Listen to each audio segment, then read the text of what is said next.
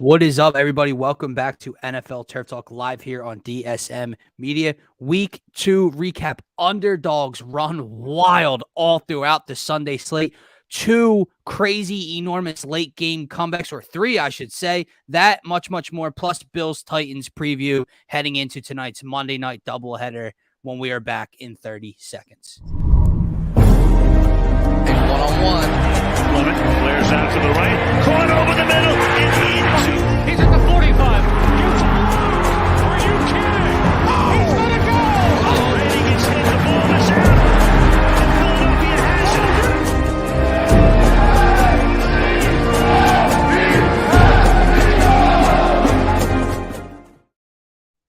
What is going on, everybody? Like I said, this is Turf Talk live here on DSM Media's YouTube, Twitter, Facebook channels. If you're new to the channel, head on over to @DSM_media on Twitter. Hit that follow button. And while you're on the page, check out the link tree in our bio. It'll take you to every social media platform we are available on. If you guys want to be interactive on today's show, head on over to the YouTube channel specifically. That's where we can interact with you guys, pull up your comments, thoughts, questions, concerns on the Week 2 slate, on tonight's Eagles-Vikings, on tonight's Bills-Titans games. Scott, I'm one half of your host, Dylan Davis. You can find me on Twitter @DylanJD98. That's my co-host to my right, Scotty. Check him out on Twitter @ScottyDrown. Love the jersey. What's going on, my man? What's good? I still make you nervous when you announce me. It's a sign of respect. Yeah. No, just no, I'm doing good, man. It was a stressful day at work only because the Eagles game is tonight, and that's all my mind could gravitate to. But nonetheless, like you said, wild day of football yesterday. I don't know if it was the best day for me. Lost a good amount of money. I hit one parlay on the entire day. So that's, out of, I don't even want to name how many I actually had in. So it was a rough day betting wise, but tons of surprises, which we'll of course get to go through on this episode. Yeah, man, I'm with you. I lost every play just about yesterday. And the good news is 90% of those plays were free bets. Just deposit matches and all sorts of stuff like that, all across different books. So I didn't lose too much of what I had heading in from Thursday night and throughout the course of the weekend. But however, in our pick'em pool, Scotty, I need this to be known because people can't question when I'm wrong and when I own up to things. I didn't pick a single game correct in the 1:00 slate. Let me repeat that. I didn't pick a singular game correctly over the course of the entire 1:00 slate. I don't know if that's ever happened before in the history of my life. I don't think it has. And when we look back at these games, and that's kind of where we will start out on today's show, is kind of just going over yesterday's slate, and then we'll get into some of tonight's action. That's annoying. That's an ad on ESPN that scared the shit out of me. But like, if you can just, like we said, underdogs run wild. You have the Jets coming back from 2 possessions down in Cleveland with, I believe, a minute and a half left, or just around a minute and a half left in Cleveland. It was a 12 or 13 point game. The Jets come back with Joe Flacco and are able to pull out a 1-point victory there. The Detroit Lions, not that was an upset. They were actually favorites for the first time in a very long time. It basically came down to a pick 'em heading into 1:00. But they put up 36 points on the Washington Commanders. Maybe that 35-point outing against the Eagles isn't looking too bad for Eagles fans now.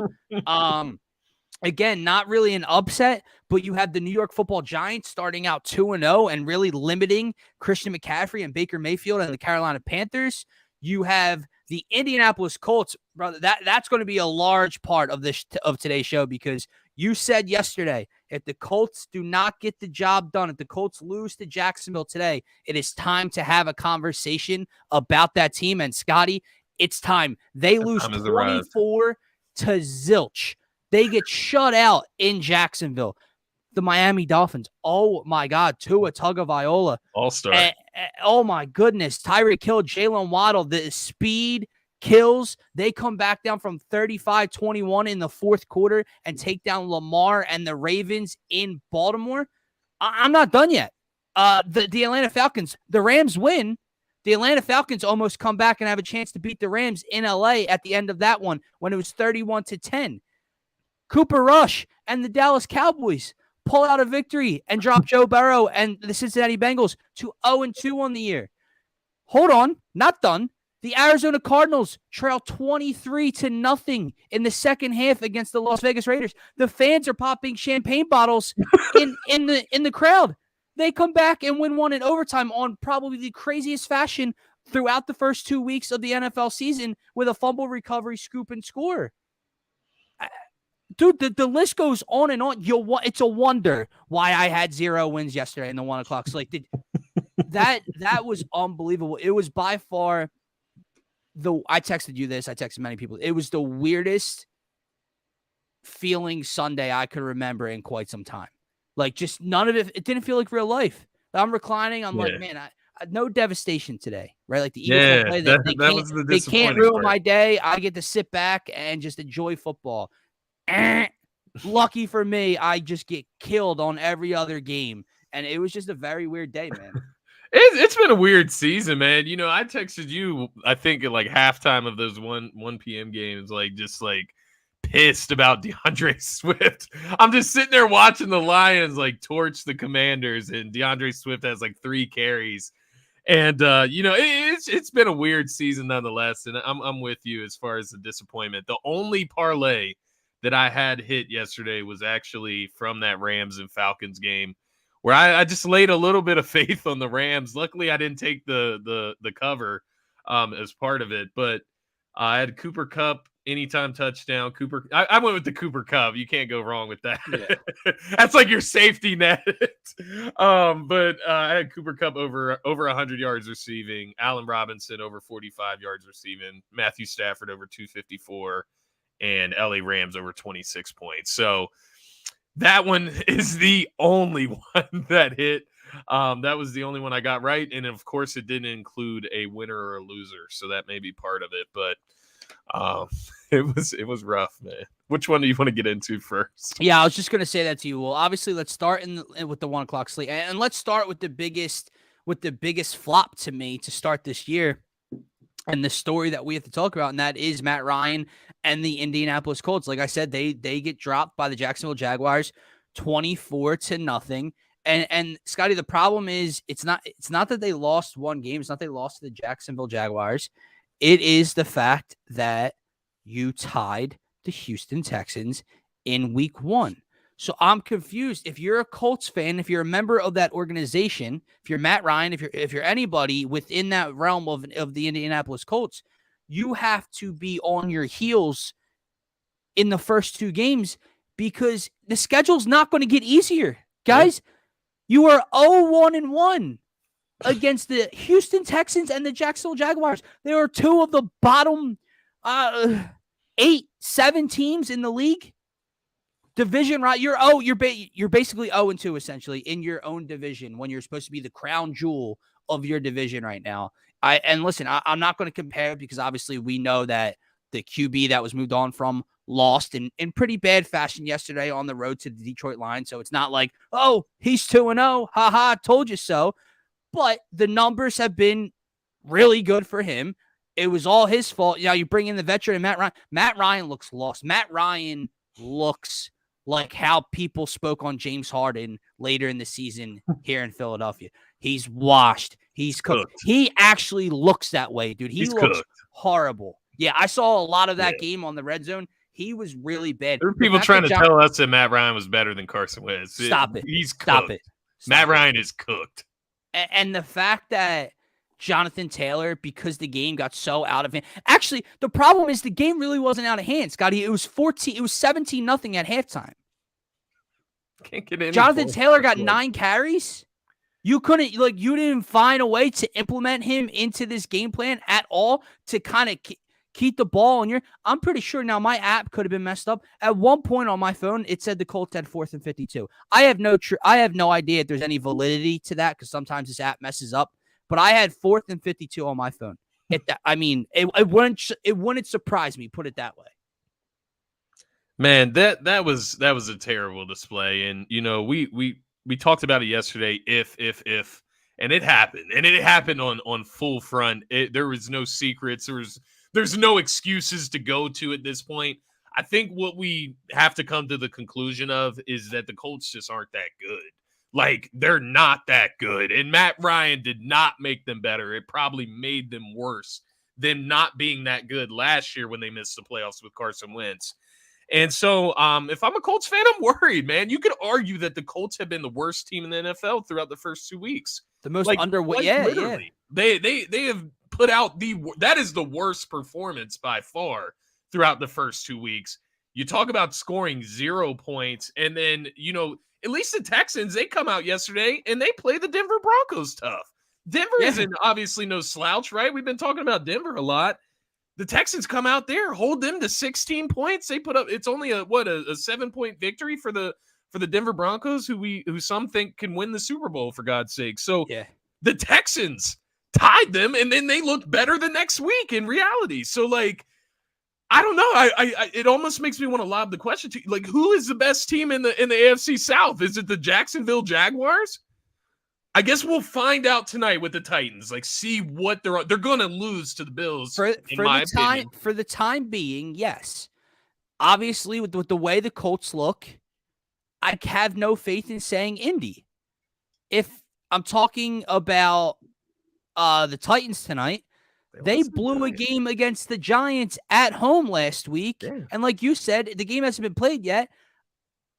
It's the Bills' home opener. You would have to think the Josh Allen MVP tour going on the trend it's going very early this year, you would have to imagine that's a loss. And the Jags, albeit they're 1-1, they have this 24-0 victory over this Colts team, and they almost won in week 1.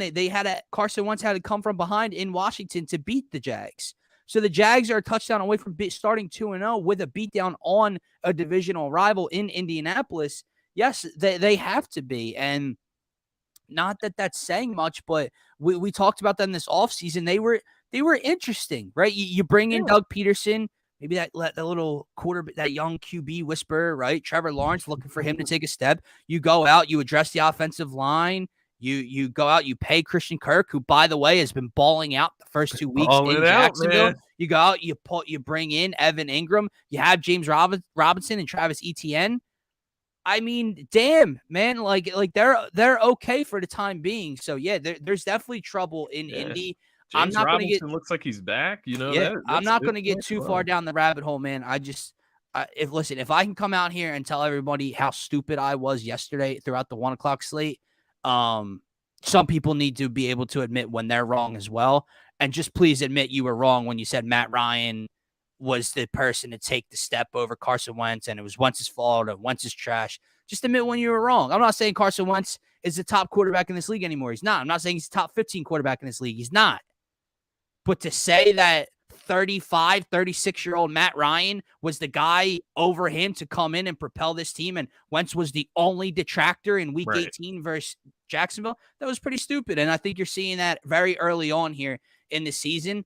And I haven't seen any Colts fans be vocal on social media about it on NFL Twitter, but it would be interesting to know their thought. Like, are they sitting back like, damn, man, like I wish we could go back to last year and keep it. It would be interesting to see like their kind of thought process throughout the whole thing. But I mean, so I'm just looking at Matt Ryan's numbers, and I'm just trying to see what they are for the season, because I mean they were horrid yesterday.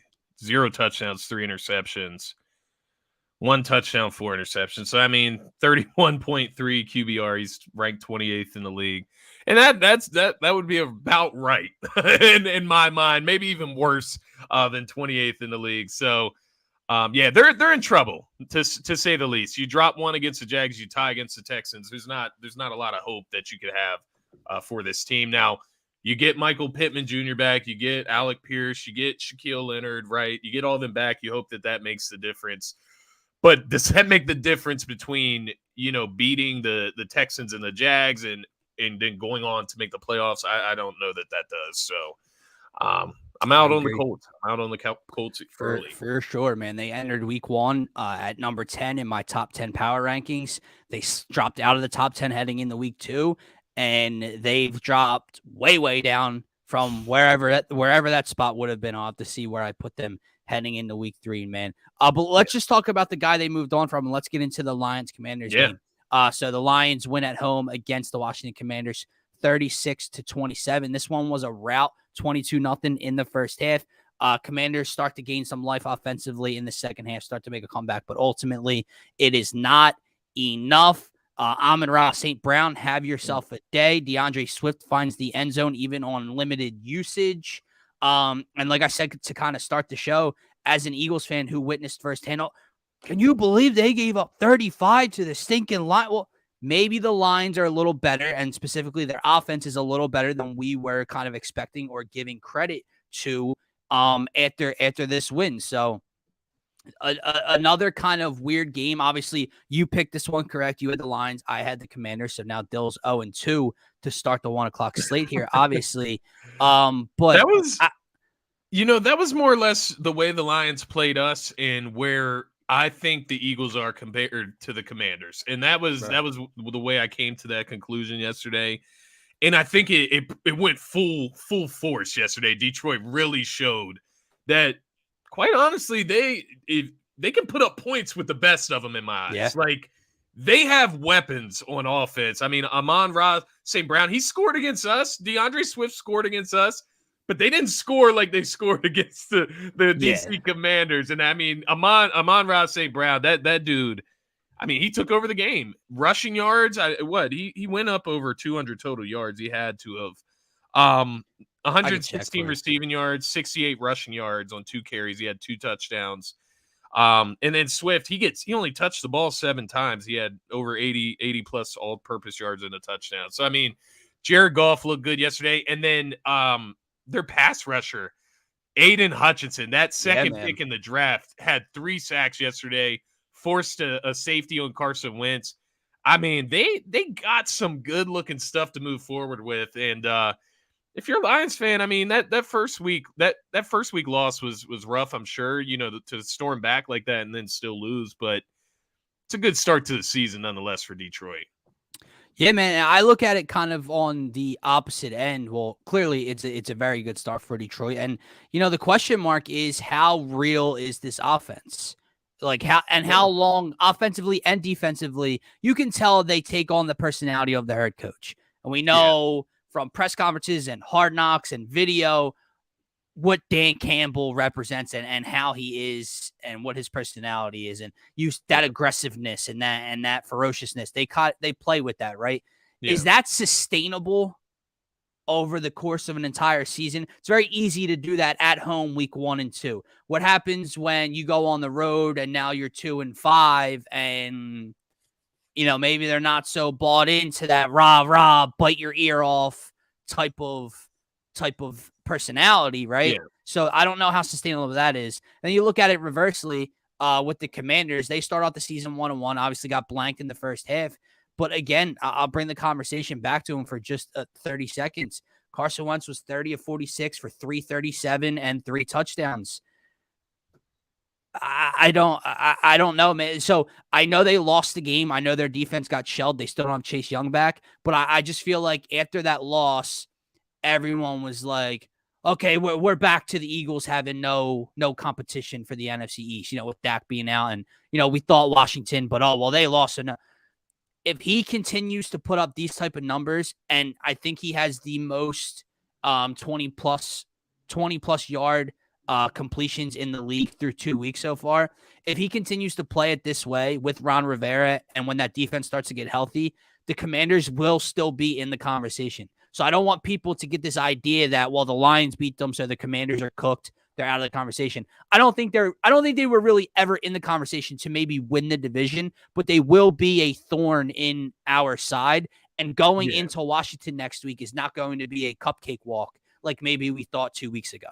So that was kind of my takeaway. This offense can move the ball down the field. A thorn is a good thing to call. I honestly, I don't know. The Commanders don't scare me, man. I just feel like they don't scare me, but while he had great numbers yesterday, he did hold on to the ball too long, fumbled the ball out of bounds. Safety costing his team. It's these just knucklehead plays that he does that I get it. It makes you feel like he's gonna screw up eventually. And so, I mean, the numbers don't lie, though. I'm not going to lie to you there. And then, just to follow on the lines, I do think they, a lot of it is, Dan Campbell, but they do just have some talent there. They have talent across the board, and they're going to add Jamison Williams at some point during this season. And that offense, it could just be really good. But the Commanders, I will agree with you. I think they're going to be a thorn. Their defense will only get better, I would imagine. They do have a great defensive line. But I do think we'll see tonight with the Eagles. That may change my mind on where the Eagles are at versus the Commanders and the rest of the division. But I mean, the Commanders' offense has looked good nonetheless, despite the knucklehead plays. Take those out. Well, I think that's good. part of the problem, right, man? And I'm not pointing this towards you and what you just said, but basically what you just said is a shell of what people did last year, right? The talking about his turnovers and his interceptions. Well, he threw 6 or 7 of them, but they highlight the 2 or 3 or 4 of them because they look so bad. Yeah. So sure, someone can post a clip on Twitter of him taking a sack in the end zone off a blitz and costing his team a safety. No, it's a bad play. But once again, it's like, why? Like, if Jalen Hurts makes a bad play, is you get the reverse response. You get, well, everyone makes stupid plays. Every quarterback makes or misses bad throws or makes bad reads. So it's just I don't get the overall. We talked about this last week. The overall disrespect for the team in terms of just pure talent. I don't understand that part. I feel like people they grab the clip. Ha ha! It's funny. It's Carson. It's always him. And then it's like, oh, wait, maybe he wasn't that bad. But yeah, moving on let's go to this one, man. Jets Browns. And we may have to start speeding this segment up a little bit, but Jets Browns, like I said, this score was 30. What was it? 30-17, 30-18, something like that, with about a minute and a half left in this game in Cleveland. And somehow another miraculous comeback happens this Sunday afternoon. Joe Flacco, 26 of 44, 307 yards, 4 touchdowns. Garrett Wilson, 8 catches, 102 yards, 2 touchdowns. Does this tell you maybe more about the young core? Obviously, it was Joe Flacco, not Zach Wilson. But does this tell you a little bit more about the New York Jets? And it makes it even worse because Robert Saleh's dumbass comments about keeping receipts about a shitty-ass team, it only makes, that argument for him better. But does this tell you more kind of maybe about the Jets and their young team? Or does this tell you that the Browns aren't that good? I'm going to lean Browns aren't that good here, but I will say that the Jets showed some very positive signs. We've already seen the flashes from Elijah Moore. Breece Hall showed some flashes yesterday. They got Michael Carter in that backfield. Joe Flacco obviously had a day, but Garrett Wilson, one of their first round picks, he obviously looked really good in that game as well. Had 2 touchdowns. Sauce Gardner, I did see he got injured. I think it was something of a concussion of some sort, I think. But the Browns gave up 31 points to the Jets. So, the strong suit, it's supposed to be Myles Garrett. It's supposed to be this defense that is, really stout. They can run the football along with the defense. Now you add Deshaun Watson to this elite defense with this offense with the running game, and you throw in an Amari. No, the defense gave up 31 points, and they gave up, 14 to 15 points within a minute and a half to the New York Jets. So, I'm not here for the, Deshaun Watson's out, when he gets back. Yeah. No, that you don't lose games like that where you're leading. If Eagles fans are ripping their hair out after giving up 35 to the Lions on the road last week, I can't imagine what Cleveland is or should be like on social media at the moment. I'm with you, dude. Again, we looked at this roster, and one down performance, one bad loss in week 2 isn't to say that they're not a good team and we're wrong about their roster. But I'll tell you what, it's a horrible look in week 2 for this team because, like you said, not only is it the Jet, it's Joe effing Flacco, dude. Not in New York, in Cleveland. I don't understand how this even became a reality in the final minute and a half in this game yesterday. But with that being said, Let's move on. And there's a few games I want to highlight too, just because it would be like a disservice not to talk about some of these. Let's go Saints Bucks here, NFC South. Obviously, Tom Brady and the Bucks start the season off 2-0. They get a win in New Orleans, and this one got chippy. Marshawn Lattimore, Mike Evans, whenever those two are on the field together, it always seems like sparks fly, and there's going to be some altercation, some intense moment at some point in time. Mike Evans ultimately gets his ass suspended. He's going to appeal it, but he is suspended for 1 game. All the other guys will be dealt fines as their punishment. Obviously, the game aside, Jameis Winston was terrible. No Alvin Kamara for the Saints, excuse me. But the Bucs offense started really slowly again, and then obviously that was the momentum shift right there. Was that kind of altercation, that scrum in the middle of the field. And I kind of want to talk about that for a second. First of all, it's Tom Brady's fault. Let's say that. Like Tom's the reason this whole thing started. Then it was funny because Evans, like, he should be suspended. He wasn't in the middle of it from the beginning. You can't be on the sideline, run back onto the field, and you didn't just grab anybody, bro. You laid out the dude you've been suspended over before, the dude you have a bad history with before. No shit, Mike. They're probably going to pick on you if you're the one that escalates the problem. But then I loved his, like, when you do the lip reading on the video, it's Tom effing Brady. What do you want me to do? Yeah.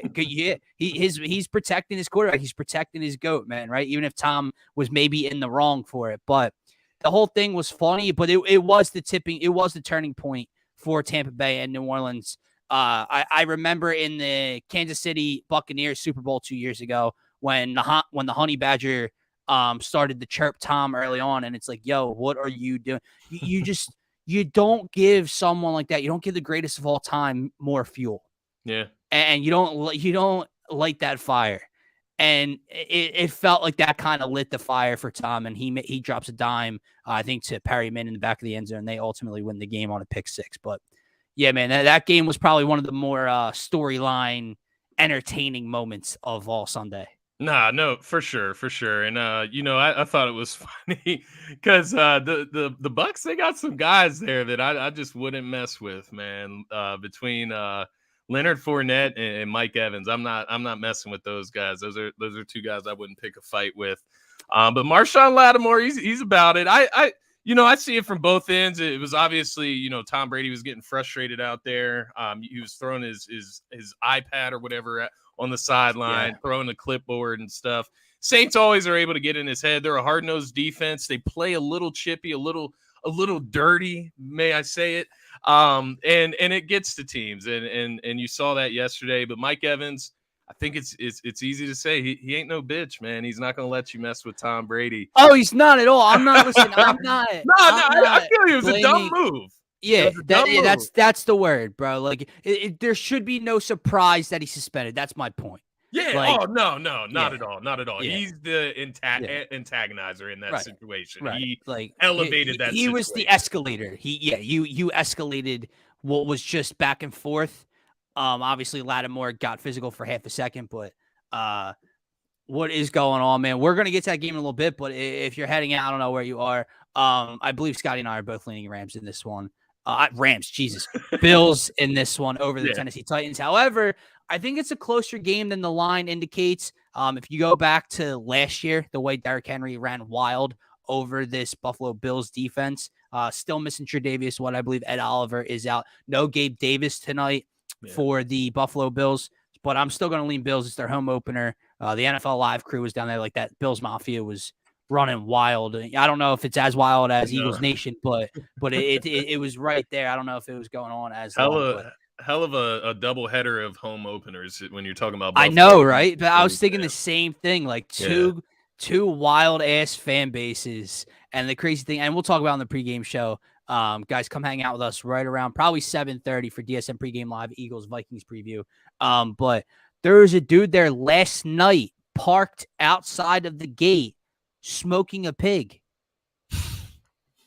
It's good weather. I mean, I guess, bro, you're there for over 24 hours. Like, listen, I'm dedicated. I ain't that dedicated. Like, not a chance. Like, unless we went that, like, unless we had a plan, I don't know. I ain't doing that. But anyway, moving on to probably the last two games that really catch your eye. Can't wrap up this segment without talking about the shootout in Baltimore. Yeah. The Dolphins take down the Ravens 42-38. As I said at the beginning of the show, this was a 35-21 lead in the fourth quarter for the Baltimore Ravens at home. Lamar Jackson was out of this world, not just with his legs, obviously 9 carries, 119 yards, had a 75-yard rushing touchdown, but also made a lot of plays with his arm. It just so happened that a QB with a lot of question marks surrounding him as well on the opposing side outdueled him late in the game. Tua was 36 of 50 for 469 and 6 passing touchdowns, Scotty. Oh, my Lord. And it just shows speed kills, man. And I remember everyone was kind of laughing at Tyreek going to Miami. Tua can't get him the ball. Yeah, that crowd got shut up real quick because Jalen, not just Tyreek, Waddle and Tyreek Hill. Hey, how can you say Stephon? I love Stephon Diggs. You know I love Stephon Diggs. How can you say Stephon Diggs is better than Tyreek Hill? I agree. Like Stephon Diggs doesn't have the overall impact on a defense the way that Hill does, and he's never putting up those numbers. Like those numbers. The ceiling is ridiculous. Stephon Diggs isn't going for 190 with 2 60+ yard touchdown receptions. It's not happening. He's not that kind of guy. He's just not that kind of guy. I'm not even worried about. Yeah, I feel you. Our luck this season, he'll do it tonight though, just to prove us wrong nonetheless. And that's not a diss at Stephon Diggs. He's a top 5, top 6 wide receiver. I think he's better than Tyreek at certain things. Like, I would agree with that. Right. But overall, I would take Tyreek. I agree. So, but what were your thoughts here? Because here, he was facing off against a quarterback who, in his own right, has question marks as a passer in this league, who has looked really good through 2 weeks.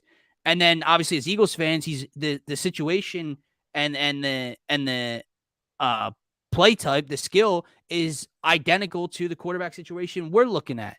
Yeah. So does Tua doing what he did? Obviously, Eagles have weapons. They don't have the speed of Tyreek Hill and Jalen Waddle, but they have weapons around Jalen Hurts. Does it give you any sort of not 469 and 6 passing touchdowns? Okay. But does it give you any hope that this kid can develop with these weapons and you can see kind of breakout performances to a lesser extent like that? Yeah, no, I think no, we cannot. Not this season, not yet, at least. Not the way Patrick Mahomes. There's a man in Kansas City that has something to say about that. Yeah, he's balling right now. But Josh Allen, I would put him as a strong number 2 after that crumble by Justin Herbert. Yeah, but I don't know. But I'm still putting Josh Allen over Justin Herbert nonetheless. But I shouldn't call that a crumble. He got his ribs broke. Tua was impressive to say the least. Everybody talks about his arm strength. He same thing with him. Like you said, similar skill sets. Everybody claims he doesn't have an arm. Launches it. Ball is placed perfectly. We made fun. You can catch up to Tyreek Hill. Yeah, bro, you got an arm. We talked about Tyreek Hill. We made fun of him in a sense. Well, I'll still make fun of him. Missed me was the most accurate quarterback. That shit was a dot. He had a couple dots yesterday. He did. It's pure speed. And I think, I don't know if there's any other tandem in the NFL that presents that kind of threat that Jalen Waddle and Tyreek Hill do on the outside. And you can scary, put them both in the slot too. So that's what's crazy about it. And Mike Gesicki, it was funny what I saw him say after the game, which, by the way, he did in the ugliest gritty in the world. Please don't. Someone tweeted the video out and said, me in my bedroom when J-Jet scores a touchdown. And it's like, bro. It's so true, though, because that was just ugly and brutal. Yeah. But he was saying how he thought Tyreek Hill coming in would ultimately open up the field for him. And he was like, no, I guess they just don't even want to guard him. So it doesn't matter about me, but nonetheless good for the team. And I thought that was hilarious. Yeah, and then you got Mike McDaniels. Tyreek Hill tied the game, hit the peace sign on him. I mean, no coming back from that. Listen, I know the Ravens had a couple injuries in their secondary. It was inexcusable how many breakdowns and mental lapses they had on the defensive side and in their secondary yesterday. But shout out, I know that I forget whoever it was on ESPN. Maybe Dan Orlovsky put out videos of it. Basically, just like Mike McDaniels, dude. Like, seems like one of those young offensive guru type of quarterback, head coaches. I mean, offensive minds. From that And Kyle Shanahan tree, man. yeah, man, and he putting these guys in mismatches on linebackers and backup safeties and exploiting those. It was very intense to see. Also, when you have Lamar Jackson and Tyreek Hill on your fantasy team, as I do, and Lamar in 2 leagues, it's a very nice day. Side note, so my family league is distance based. It's standard scoring, but the longer the touchdown, the more points. Yeah, I believe I have 219 fantasy points. Oh my! Maybe I didn't win my bets, but fantasy was definitely a W this week. But 100%. And listen, the craziest part is, Scotty, is if they don't come back, we're probably on here talking about how great Lamar Jackson was, because that's what he's been through the first 2 weeks. Again, you know my thoughts on him specifically as a passer. He's looked fantastic through the first 2 weeks. But he just had someone, unfortunately, outshine him on this afternoon. That game, had me leaning like maybe it is time for Lamar to get out of Baltimore. That's what it had me leaning and thinking, because he did absolutely everything he could yesterday. Right, but here's the thing: like one of those destinations was Miami, and it's like, hold on, like you can't take Tyreek's boy away from him, man. Right? No, not at all, not at all. Tua's solidifying his spot, and if he keeps up, obviously not at this rate, but if he keeps up this type of play, getting some W's, he's going to be locked in Miami, and that don't mean Lamar can't go elsewhere though. So it'll be interesting to see how this season plays out, if the Ravens are going to give him the money he deserves. Because I mean, that game was the full display of everything Lamar presents as well. He did just happen to be outdueled by Tua. Yep. Hey, so real quick, let me just gloss over the last couple of things, and then we'll get into tonight's game before we wrap up. Yeah. Obviously, my lock and upset and best bet of the day got utterly destroyed in Pittsburgh. Bill Belichick, the defensive craftsman that he is, decided to just F up Mitch Trubisky's afternoon. And that was a really painful watch, man. So the Patriots come away with a win. The Rams hold on at home over the Falcons. Very, very strange game. The Rams had this one in a rout 31-10, and then all of a sudden, turnovers and mental lapses, and here come the Falcons storming back with the ball. Jalen Ramsey seals it in the end zone with an INT. The 49ers take terrible. He's awful. Just to throw that in. He's awful. That's a very key point by you. The 49ers take care of business at home against the Seahawks, but it's not without a loss. Trey Lance basically shatters his ankle, out for the year. Listen, that was rough to watch. I will admit. It was, Jimmy G, he smiled like when he came on the field. Yeah, but listen, you bet your ass that they're lucky they held on to him. They're better, man. They're also extremely lucky they held on to him. But they are. We'll see how they continue to look moving forward. You have the Dallas Cowboys and Cooper Rush putting your boy Joey Burrow and the Bengals at 0-2 on the year with a 20-17 win. Hey, my boy no more. Yeah, that was an incredibly ugly performance to watch. That offensive line that they apparently restored and rebuilt does not look like it. You texted me yesterday. You are right. Like, the offensive line has its flaws, and some of the mistakes up front are bad. But Burrow doesn't look the same through the first 2 weeks. Yeah. And he's holding on to the ball for way too long. I mentioned how the Cardinals come back against the Raiders. So the last two teams I want to get into. Obviously, Packers beat the Bears. Come on. Yeah. Like, I don't know why that was Sunday Night Football. Bears have zero passing offense. Yeah, but let's talk of their games. Yeah, let's talk about these two teams, and they're both out of the AFC West. Denver Broncos come away with a win, if you want to call it that, against the Houston Texans, 16-9 at home. The Raiders come away with a loss in overtime at home after blowing a 23-0 lead over the Cardinals. They dropped to 0-2. My 2 points here are this. Raiders are cooked. It's week 2. I don't care. You cannot have Patrick Mahomes and this Chiefs team starting off the season the way they have. You cannot have next week. And you cannot have Justin Herbert and the Chargers obviously coming off a loss against the Chiefs. But you kind of watch them, and they pass the eye test as a unit. They pass the eye test as they're gonna be a very good team throughout the year. Yeah. You can't start off the year 0-2. You cannot come off of this loss you're at home. Your fans, like I said, are popping freaking champagne bottles in the stands in the third quarter, and you blow that game. That was a really hard watch. But I want to take it to the team that won, Scotty. Yeah. This marriage is not going to last through past the year, and it'll be lucky to last the season. And that marriage, I mean the newly acquired quarterback in Russell Wilson and the first-time head coach Nathaniel Hackett. Nathaniel Hackett, if we think that Jonathan Gannon doesn't have a clue here in Philadelphia as a defensive coordinator, Nathaniel Hackett doesn't know where he is. I don't know how this man, it's 2 weeks in, and I'm confident saying this. I don't know how he got a head coaching job in this league. We know the clock management issues in week one and the decision at the end of the game to kick that field goal and waste the time and call a timeout. I don't know if you saw, but early on in the game, lining up for a 52, 53-yard field goal, they have on third down, they have another delay of game.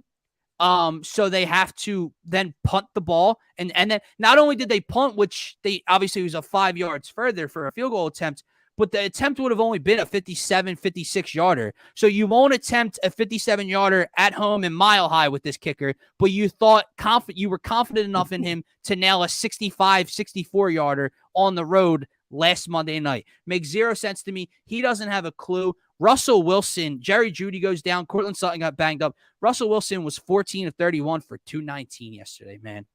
I didn't think week one was his fault. The numbers were good week one. The numbers and his play were disastrous yesterday at home against a bad Houston Texans team. He doesn't look right. The head coach doesn't have a clue what he's doing. The Broncos are cooked. The Raiders are cooked. Here's my bold takeaway from week two. We can clip this. It is a 2-team race in the AFC West. In this big, bad division, maybe this is super overreactionary of me, but in this big, bad division that we were so excited to watch all year long, it is down to the Chargers and the Chiefs throughout the rest of the season. I don't see if you watched yesterday's game in Las Vegas and felt confident in this Raiders team after starting 0-2, I don't know what to tell you. And then obviously, if you're confident in the Broncos, we probably can't even be friends because there's nothing you could have seen to make you confident in those two teams. What I'll say, I'm not out on them as being players in this division. On which one? On both? On both. I won't go out on either just yet. It is as simple as, the Raiders, as bad as they've been, they will have the opportunity to right the ship right next week, right? You play the Kansas City Chiefs. I hear you. I have confidence in them beating them. Right. Not necessarily, but can I throw this analogy at you? They can turn it around. And what I would say, compared to the Chiefs and the Chargers, Las Vegas has a newer piece, a newer, bigger piece coming into their offense. And same thing with Denver and Russell Wilson. So they do got to get situated. I'm not denying any of the flaws that you outlined. I'm just curious if they do stay, if they keep happening, right? Like Hunter Renfrow fumbling 2 times in one possession yesterday was crazy, but that doesn't describe the whole situation either. So I am with you in a sense of I would put them behind the other two teams. I just wouldn't say they're out of it yet. Let me throw this analogy at you to a lesser extent, clearly. You know how in college basketball, but college football to a greater extent, you can't, there's little room for error. The teams that make the college football playoff are either undefeated, maybe 1 loss, possibly if you're a 4 seed, it's 2 losses, but it depends to who. This is what it feels like in this division with those two teams and the Chiefs and Mahomes on top. They start 2-0. Obviously, we know what Herbert and the Chargers are going to be. They're 2-0, and they look the way they do, and we know their history. I don't know what the Raiders are. They're clearly flawed, and you're 0-2 to start the year. That's my point. Like, you can't start the year down 2 games to Goliath. That's what it feels like to me right now. Now, you're right. That could change, and I could come on here next week, and they beat the Chiefs in a shootout or something crazy happens, and it's like, all right, man, maybe I overreacted. But for the time being, I don't see how either 2 of those teams instill any confidence in me. And not in you either. Like, the word confidence is it's tough to throw around, but it feels like an uphill battle that they just can't win this year. And I'm not saying like the Chiefs and the Chargers are going to be up here and the other 2 are all the way down here. But I don't see a way to. I don't see a chance they bridge the gap the rest of the way. Is my point. Yeah, I think it's fair. That's my biggest I mean, takeaway. I'm My with you. boldest Don't get me wrong. takeaway. I lean Yeah. Chargers and Chiefs in this division at Yeah, this yeah, point, yeah. anyways. But yeah, I wouldn't write them off yet. You just Remember when we never thought know the what Chiefs could could happen. finish third or fourth? Huh? Remember when we thought the Chiefs could finish third or fourth? When they, when we thought they had the worst division. Like, here's my defense point, in the and we do division. have to wrap up, get into this Monday night game and wrap up. But here's my point. Just picture for me, if you will, Nathaniel Hackett versus Andy Reid. How's that playing out? Huh? So, like, that's my point, man. And that's the 1-1 team. That's not even the 0-2 team. Yeah. That's the 1-1 team that I'm just like, man, I can't get behind it. I can't see it. But yeah, I mean, the Raiders, they're 0-2. It seems like they're shooting themselves in the foot. And, how far does that go? Yeah. Eventually, you turn into a bad team with those flaws and those tendencies. So it can quickly turn into. Well, I think that's exactly real. what I think you're that's saying. another Yeah. point, right? Is if I'm overreacting now, then we clearly we overreacted after week 1 when the Cardinals got beat down by the Chiefs. And we were like, man, they're not a good team. And Kyler doesn't look like he has a clue. That's the same team the Raiders lost to at home, blowing a 23-point lead. Yeah. So that makes makes it even worse for them. Yeah. Yeah. For So, sure. all right. And I don't know. The thought with like Nathaniel Hackett, I'm with you. I don't know why the Denver Broncos, decided to go with that when you're bringing in a guy like Russell Wilson, who you think is going to take your team to instant contendership. It's hard to say, but we did see Nick Sirianni turn it around last year, so anything can happen. I guess is where I'm going with this. But nonetheless, let's get to the Bills, get to the action in front of us. Yes, sir, man. So the Tennessee Titans take a trip to Buffalo up north to take on Josh Allen and the Buffalo Bills. Obviously, the Bills come in 1-0 with a Thursday night victory last week over the LA Rams, and the Titans coming off a bad loss at home to Danny Dimes and the New York Football Giants. This, like I said earlier in the show, this one's kind of weird to me because I like the Bills. I like the Bills to win almost kind of comfortably, but I don't expect them to cover the 10. I expect Derrick Henry to kind of get his tonight, even though, this Bills defense is so, it looked at in such a high light, it's such a bright light, but they are missing Ed Oliver. You are missing Tre'Davious White still at the back end of that defense. Offensively, they're missing Gabe Davis. That could be a huge blow tonight. So I think this game plays out closer throughout the entirety of it. But I think the Bills ultimately end up winning by probably around a touchdown or so. 6, 7, 8, somewhere right around there. But I kind of like the Titans to cover, like Derrick Henry to find the end zone tonight. But ultimately, I think Josh Allen is just too much for them. Yeah, that's exactly what I have written down here. Josh Allen, too good. Yeah. That's all I have written down here for this game. I'm with you. I was leaning towards the Bills not covering, but as we get closer to game time, I'm kind of leaning towards them covering. I don't like the Titans, man. I don't like their offense, especially, this is a game tonight where they're going to run into this Buffalo Bills defense. Now, I know Derrick Henry has ran all over them, and if he can control this game, that is what will keep Tennessee in this game. Ultimately, if the Bills can't cut Derrick Henry down, they're going to be in trouble tonight. Maybe not in trouble. Maybe that's a little harsh. Maybe not in trouble, but they're going to have a closer game than what's expected. Have a fight on their hands. Yeah. Yeah, exactly. But I do think, as far as this Buffalo defense, way too good as far as, Ryan Tannehill.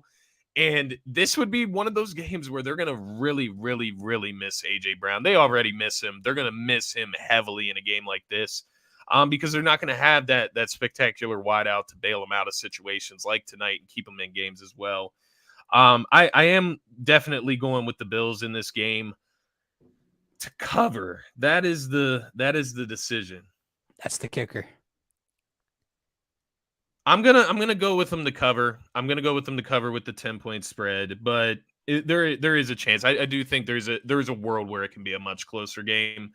I think with the home opener, the energy that comes with that, it can either turn into a really good game for Josh Allen and he lights up the Tennessee Titans, or it could turn into 2-3 turnovers, keep the Titans in the game. that type of thing. Kind of get ahead of yourself. Yeah, I don't see that, and Ryan Tannehill's not the guy for me to walk into Bills country and take them down on prime time. Now, can Derrick Henry get his? Sure, but I think that'll only go too far. Before we wrap up, I did have a free bet on points bet for you for this game, so I threw one in for this and thoughts. So I have Derrick Henry anytime touchdown scorer. I have Isaiah McKenzie anytime touchdown score for the Bills. No Gabe Davis, maybe more opportunity there for him. And then I have Derrick Henry. I was going to split it up, but I decided to combine it. Derrick Henry over 105.5 scrimmage yards. Yeah. I think they're like going to the 15 have to force feed him. The $15 free bet pays like 140 or something like that, 135. So not too shabby. I put in a little parlay plus 575. I just went with Bills money line, Henry TD, Diggs TD, Allen over 230 came out to plus 500. That's what I'm riding with in that game. I'm riding the Bills Mafia, but a lot more going on in the later game, right? Yeah, that's where the fun happens. A lot more focus there. Yes, sir. I agree. So, guys, with that being said, we are not discussing Eagles Vikings on this show. Come hang out with us in a little less than 20 minutes live right here on DSM Media's Twitter, YouTube, and Facebook pages as DSM pregame live comes your way. Eagles Vikings preview. Myself, Scotty, I believe Jason Voorhees from Trending in the AM will be joining us as well, and whatever other DSM crew wants to pop in. If you guys want to come be interactive, give us your thoughts, predictions, keys to victory for the Eagles tonight, come hang out with us. It'll be a good time. Have one for the game, win some money, and that's going to wrap it up for this Monday edition of NFL Turf Talk. I'm your host, Dylan Davis. You can find me on Twitter at DylanJD98. Check out my co-host, Scotty, on Twitter at Scotty Drown. And as always, you can find all of us on Twitter at DSM_media. Go Birds. Go Birds. One-on-one.